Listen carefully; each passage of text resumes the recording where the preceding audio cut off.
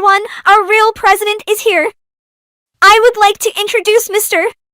President, who has joined us today. We are facing attacks from various sources, including attacks on our phones.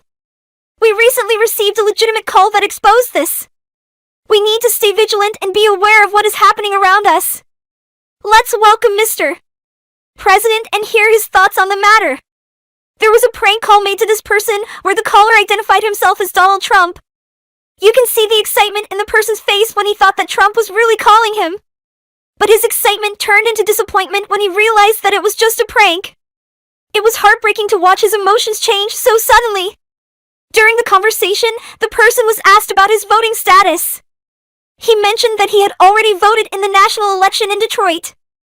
However, when asked about his purpose for being at the polling location, he seemed to imply that he was going to vote again, which is illegal.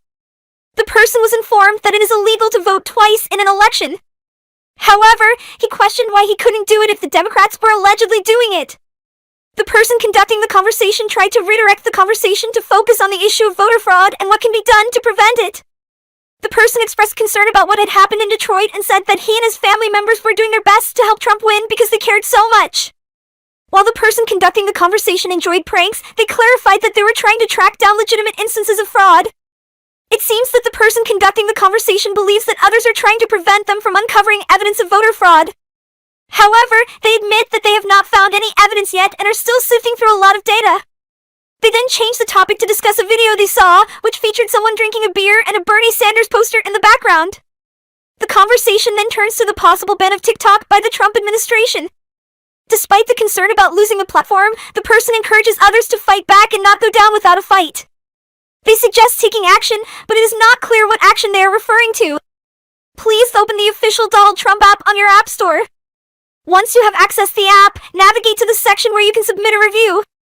I am requesting that you leave the most negative review possible.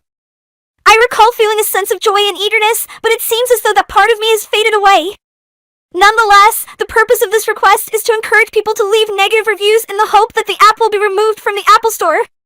However, it should be noted that this action will not affect Donald Trump's election or campaign app in any way. If you're curious about the reviews of the Donald Trump app, I can show you a screenshot of one of them. Currently, the app has a rating of 1.2 out of 5 stars. However, given Trump's past experience with low approval ratings, this may not be surprising to him. One review states that they downloaded the app to learn more about Trump's plans for the election, but unfortunately the app caused their phone to crash repeatedly, resulting in a genuine 1-star rating. While it may be amusing, it highlights the issues users are facing with the app.